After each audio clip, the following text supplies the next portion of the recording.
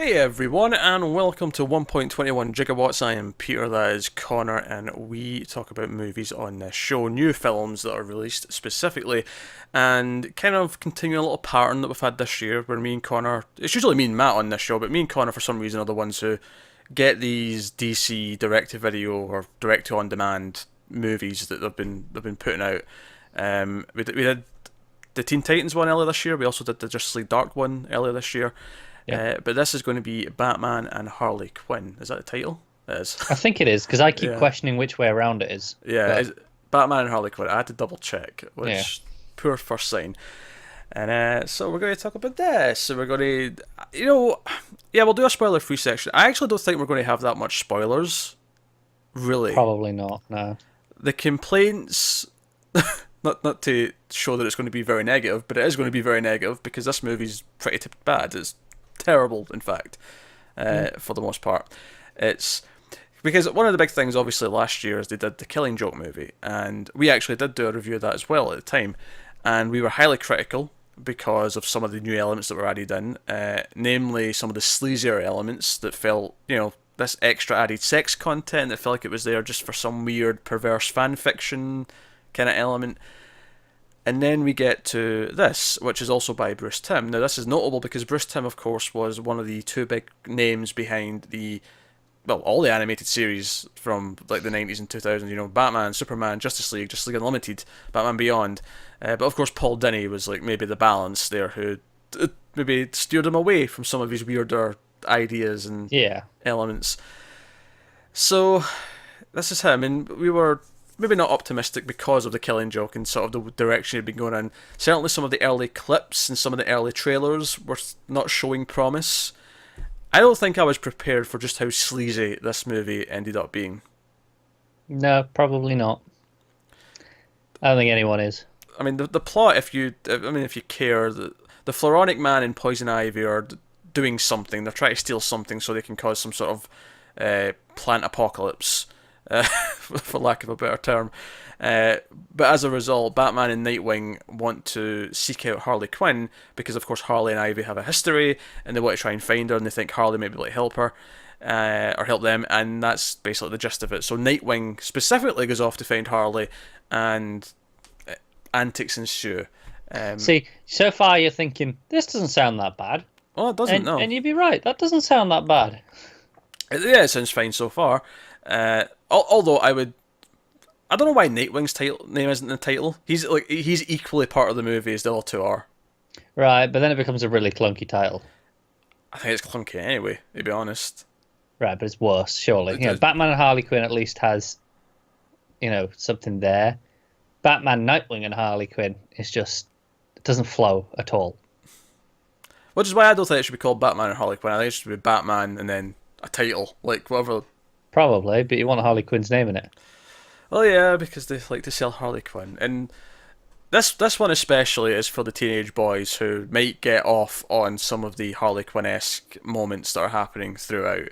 There's a lot of her in underwear. There's a lot of sex jokes. There's actual sex. It's borderline rape, quite frankly. I will say, before I'd watched it, like the people had said, "Oh, it is just a rape scene," and it's not quite.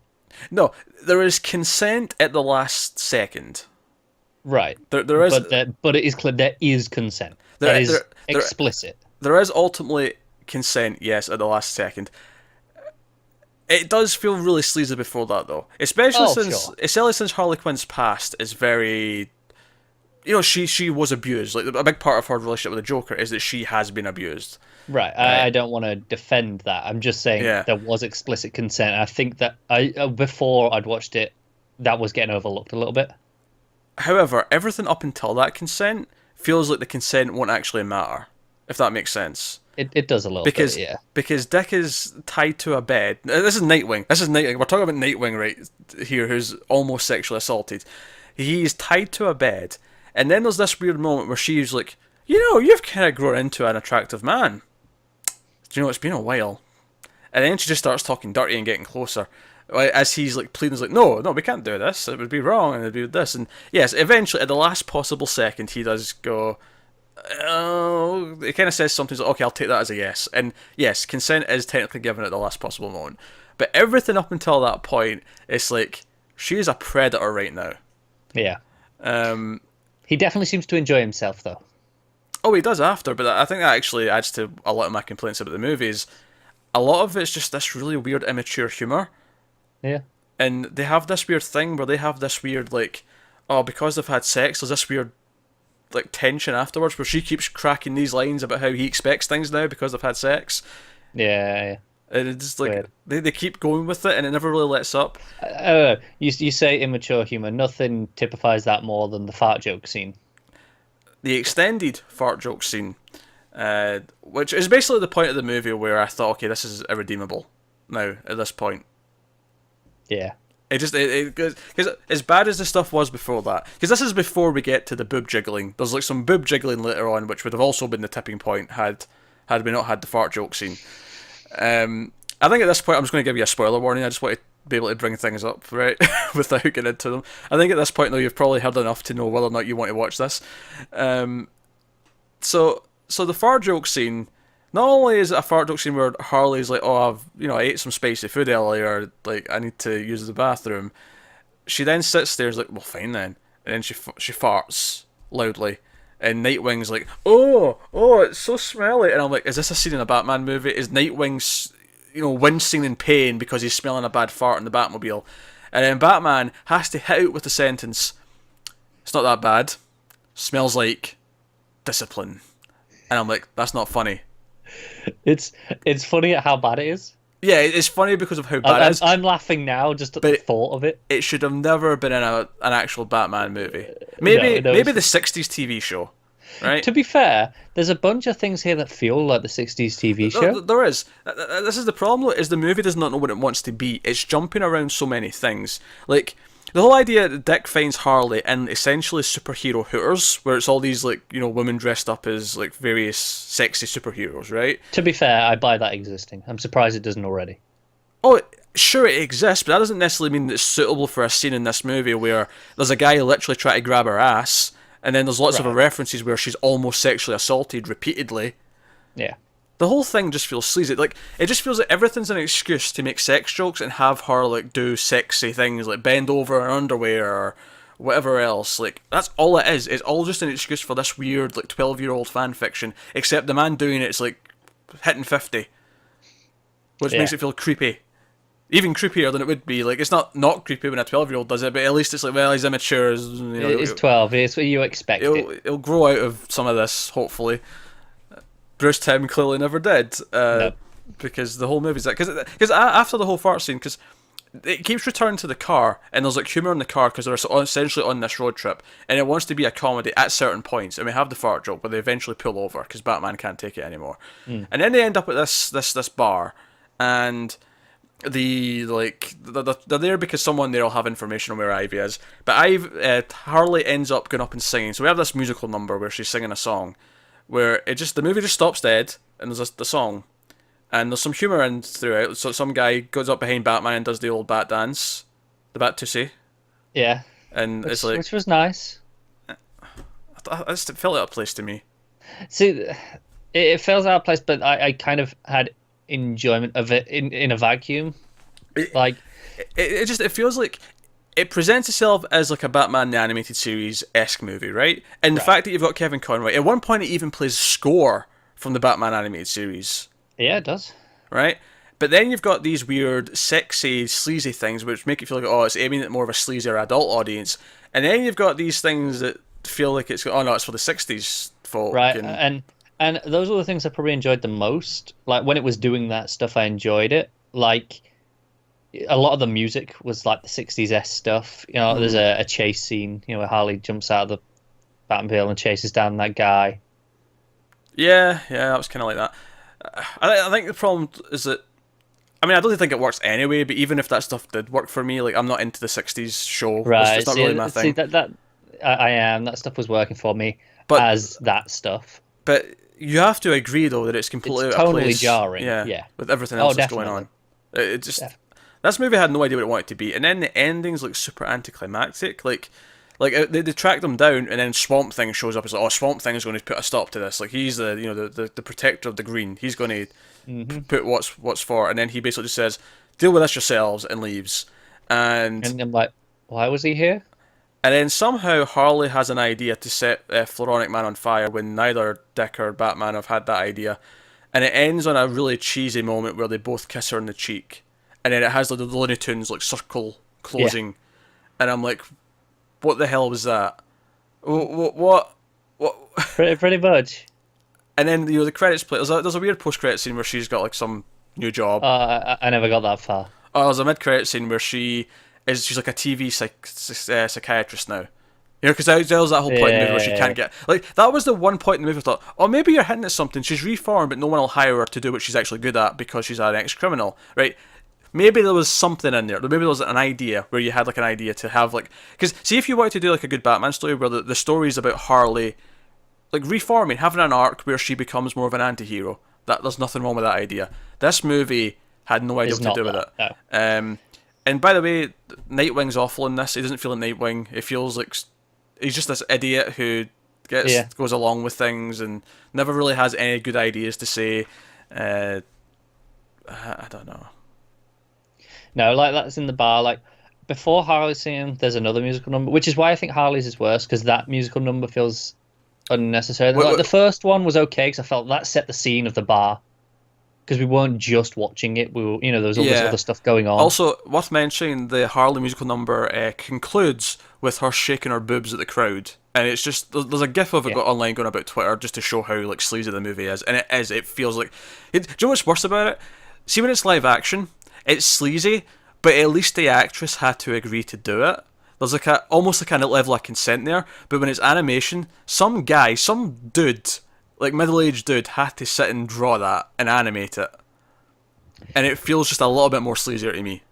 Yeah, no, I see what you're saying. I don't know. Yeah, honestly, high point of the movie for me, the opening title sequence. Yeah, sure. I mean, I had fun with that. Different style of animation. I like the music. I was just like, yeah, I'm having fun with this. And then the movie started. I just like I think I was sort of chronicling it. I was like on Facebook. I was kind of like commenting on a couple of moments, and it was like at 10 minutes we had superhero hooters, and we had like, all the ass grabbing and all the rest of it, and all of it was just like here titillation, have all of it, and then at 20 minutes was the sexual assault or the near sexual assault of Dick Grayson, and I was like okay, and then at 30 minutes was the fart joke, and I'm like this is and then by 40 minutes we had the boob jiggling in the bar.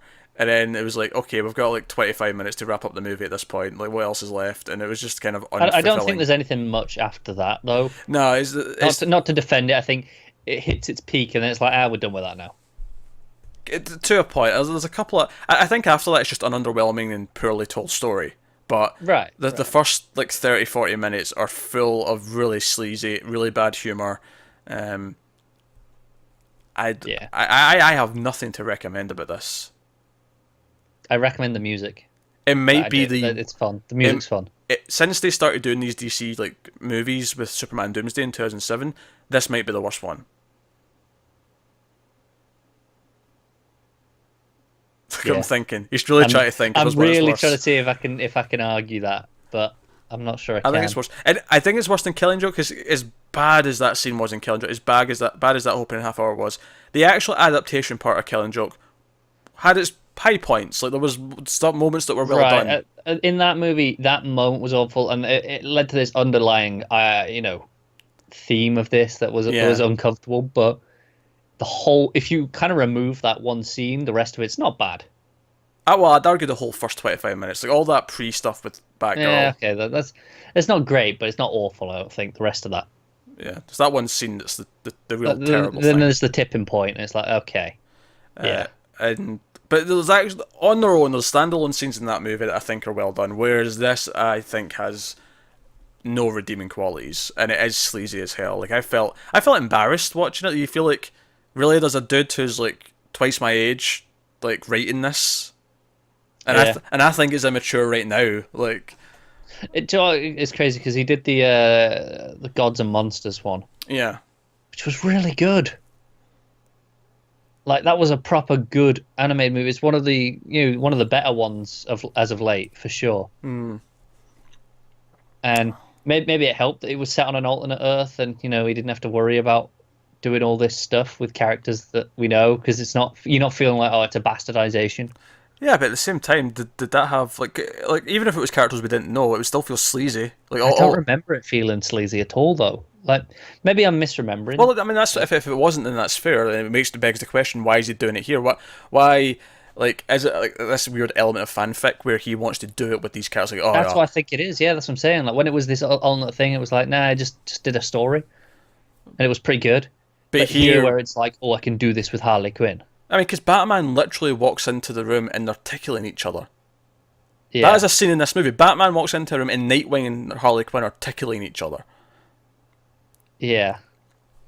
If you put that in a live action movie, I would laugh you out of the room. I mean, I'd laugh you out of the room for an animated movie, but if just imagine it in live action and see if you can take it remotely seriously. You couldn't. I can't take it seriously in this. But Yeah, sure, but like it's just oh god, and it's a bad. and then the rest of it, like there's all this weird bickering where Batman doesn't really respect Nightwing's opinion, and Nightwing's constantly bickering with Harley, who's constantly bickering because she's not getting her way, and there's just this weird.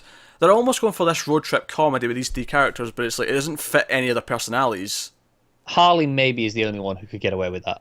Oh sure, but the way that the others react off her doesn't work. So No, no. But I can see her on a road trip comedy movie. oh sure, but you put her with Ivy, put her with Catwoman. Ivy and Selena. Yeah, have the Gotham City Sirens on a road trip. That would maybe work. I'd be down for that movie. But unless Bruce Timm was doing it, in which case there'd be a threesome scene in the first 10 minutes, and they'd all be scantily clad for the rest of it. Probably. Yeah. Uh, I want to say, obviously, I was really concerned about Melissa Roche's Harley Quinn, and celebrity casting. I don't think she was that bad. Obviously, the dialogue's not good, but I don't think she was that bad. I wasn't feeling her. I don't think she's as good as the other ones we've had, but she wasn't as awful as I was expecting. There's definitely been worse recastings in some of these animated movies, but she wasn't really hitting it for me either. It was kind of like something felt off. I mean, I actually had more of a problem with Dick's voice, honestly. He felt really off to me, which is a shame. He actually had Paget Brewster playing Ivy, which I thought was okay. That's fine. They didn't have a lot to do. Yeah, I like the supporting cast. I like the guy who was playing Woodrow. I can't remember his name now, but I've heard him in a lot of stuff. Kevin Michael Richardson. Yeah, I think I don't know how. I know him a lot. Most recently, off the top of my head, American Dad. He plays the principal in that. Yeah, but he's in a lot of stuff. Like if you look at his credits, it's well in the hundreds. I'm looking at his face and I have no idea who it is. No, he just does voice work, I think. So you probably wouldn't know his face. Then why was he in The Matrix Revolutions? All right, mostly does voice work. To be fair, that could have been a voice job still in Matrix. It could have been. It could have been. Yeah, before you give me that shit.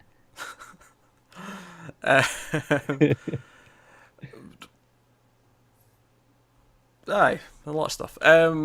So that's kind of it. I don't have a lot more to add. The plot's whatever. Like there's almost nothing to the plot. The plot would be fine if it just did the plot. Yeah, it wouldn't be good. It wouldn't be like, oh, this is amazing. But it could be a lot of anime. I feel like the plot you can boil it down to being really standard, and they can still be decent, or at least fun. Potentially, like here, so much of this is them just traveling. Right. I mean, but like when at the start when you boiled down the plot, I feel like if they'd taken that and gone, hey, that's the movie, that can be fun. Here's the thing. I actually think the story they have in this thing would be about the right length for an episode of the TV show. 22-minute animated episode, you could do this exact plot and cut nothing of worth. Yeah, no, you're probably right. It's stretched out for so long because, like, yeah, you could have Dick go and get Harley Quinn, but you could cut out all the sex shit. It would just be he goes and finds her. He doesn't get tied to a bed, and because he gets roofied, right? That's what, yeah. I mean, he gets lots Joker, gas or poison, whatever you want to call it. But like, it's basically it. Like, and it's just like, why are we doing this? Why is there this weird? What does it actually add to the movie to have Nightwing and Harley have sex? Really, for the rest of it, really think about it. Like, no, I can see it's supposed to add that. Like we keep saying, oh, there's this awkward tension afterwards. That's what it's supposed to add because they wanted to play with that for the rest of the movie. They wanted to have that relationship. It just doesn't work. It doesn't work at all because it doesn't really feel because it doesn't feel like they were. It doesn't feel like a proper one night stand. It feels because Harley makes a joke about, oh, just because you got a bit, you expect all these things, and it's like, and Nightwing even rightly at one point says, but you're the one who, like, Yeah. she's the one who initiated it. She's the one who started it. It doesn't really work. And then when they kind of have a sweet moment later on, it's like, okay, I guess have a sweet moment, but Right. This will say if you remove the sex, you remove all of that, so it does change things for the better. I would argue. it actually makes it work more because like the sweet moment at the end when they're like or towards the end when they're after the explosion they're sitting in the ambulance and she's like she makes fun of his name again and then eventually she's like, oh, so we're good, you're not mad at me, and he's like, yeah, we're good, and it's actually I actually think that moment would work better, but because they've had sex there's this again it's kind of like Killing Joke where because they've had sex there's this weird extra layer to it that makes it feel murky, like whereas it would actually play off as a sweeter moment if Nightwing was just giving Harley like just throwing her a bone and being like, you know what, you did the right thing in one instance, you know, Right. you're trying your best. That's what I mean. So it does have impact on the rest of the film. The sex scene, like it does Negatively. Negatively. That's the problem. But in terms of actual plot, though, in terms of actual driving the plot forward, it does nothing. Like you could take it out, doesn't in terms of and it plot, wouldn't no. affect anything. It does murky the character motivations. Jesus Christ, Tim. I feel like Bruce Timm just wants to be doing those porn parodies. Just let him have those. Go and direct those. That's basically what you seem to want to do. Yeah, you're right. It's kind of sad, isn't it? That's kind of how it feels. It's kind of like, you know how in the porn we'll just have weird excuses to have sex. That's what this movie feels like. There's No, just no, a you're weird right. It excuse. is. Yeah. That's what Damn it is. it, what There you happened go. to it? I don't get it. Batman and Harley Quinn, ladies and gentlemen, and I think I'm done. I don't have anything else to add, really. That's basically my problem. Animation is generic and not very. It's not very animated. It's very stilted. It feels low budget. Yeah. Like, you know, Yeah. episodes of the old '90s show look better than this. Yeah, I think that's why I like that opening, title sequence because They spent more money it has on it. it's got a bit of style to it, hasn't it? Yeah. The rest of it's very plain and generic. Yeah. It kind of has the animated style series look to it, but it doesn't move like it did. Yeah, there's shots. There's like a moment early on where does the shot of the blimp and pans down, Yeah.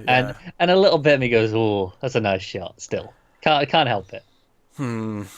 But The glory days are behind. Like, Teen Titans was okay this year, but it really does feel like recently that they've been on a bit of a mediocre kind of, and in these worst case scenarios, just downright garbage. I think we need because again, this is the same director as most of these last chunk. Yeah, it seems to bounce around two or three people. Yeah. Just, you go all the way back to Doomsday. It's like two or three names since then have been directing them. I think we need a creative shakeup. I think we do. I think we need someone else to come in and do them, and maybe have a more of a defined. Like, is this weird thing where they're kind of in continuity with each other, but like, they don't really ever actually feel like they are. Yeah, there's a few like the Batman and Robin ones do feel like they're sequels, and Yeah.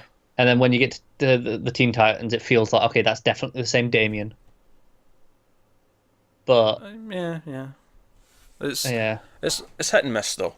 it is. It's hit and miss, and I've got It a is. cat who's trying to cause trouble. So I think we'll wrap this up here. Clearly, we do not recommend this movie at all. It is sleazy. It doesn't really like the characters feel out of character, and even Batman to a point has reactions to things where it's just, and they've changed his character just to work for the comedy, which is the most annoying part. Yeah, And the plot's not even that I interesting. feel bad so- for Kevin Conroy. I do as well. But at least he's got Arkham games to do. I mean, hopefully they'll do another one of them for him. I mean, I know Rocksteady's not doing it, but maybe Warner Bros. Yeah, I mean they'll ask him back for something though. Like if he wants to, he'll do another one of these films still at some point. Did you see that clip of him reading out the end of The Dark Knight? Yeah. his voice. Oh, that was so good. I'll tell you what, I'll pay good money. And it's not that I like Bale. Like, I don't have this problem with Bale's voice. But part of me does want to see The Dark Knight dubbed by him and Hamill. Just for the fun of it. Oh man, that'd be amazing. Just do the whole thing. Do the whole thing in their voices. Even get the others back. Get someone, whoever did Gordon, get him to come back as well. Do the whole thing. Yeah. So I know we got the next Cape Crusaders one, that sequel that just got released. I haven't seen it. Is that this year, do you know? Or I is think that so. next And year I think now? that's this year. Thank God that I've got one thing to look forward to from this line. That is I know you're not a fan of the 60s ones, but Nah, I'm not. that is undoubtedly the best of these DC movies in a long, probably since Dark Knight Returns. Yeah, Returns is still Which, my favourite, which is funny because I don't even I like that book, but I don't hold it in the pedestal that a lot of people do. yeah, yeah. But I like that adaptation. That movie, this is probably the best one since then, and it's so I'm really looking forward to the getting one more of those. Well, with that said, that'll be us. So let us know what you think of Batman and Harley Quinn if you've been unfortunate enough to see it. Like, subscribe, all that stuff. Get us on Twitter at mail_fuzz for channel updates. If you want to support the channel, head over to patreon.com/mailfuzztv. You can do that over there. But otherwise, guys, that is us. So thank you once again for watching. Keep watching TV, or movies, rather. Keep watching movies. Because Connor's here. I'm used to doing TV with him. We'll see you next time, guys.